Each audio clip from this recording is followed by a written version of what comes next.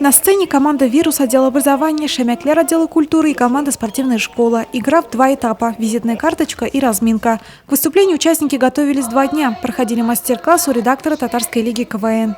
Цель нашего приезда, конечно же, узнать, познать ваш район, узнать о вашем районе побольше и, конечно же, выявить сильнейшего победителя, который будет представлять свой район на уже большой сцене в городе Казани на большом фестивале Татарской лиги КВН «Айда Шаярт».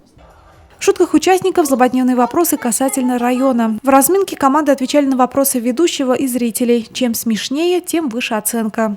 Очень сегодня был такой позитивный вечер, очень такой интересный, смешной, с юмором.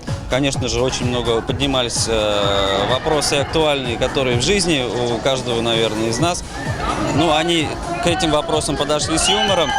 По результатам выступления определились победители в номинациях «Лучшая шутка», «Лучшая актриса» и «Актер». Не было равных команде «Вирус» отдела образования. Они на первом месте. Мы с командой, конечно, усердно готовились и назвали команду «Вирус» и подняли такие актуальные темы.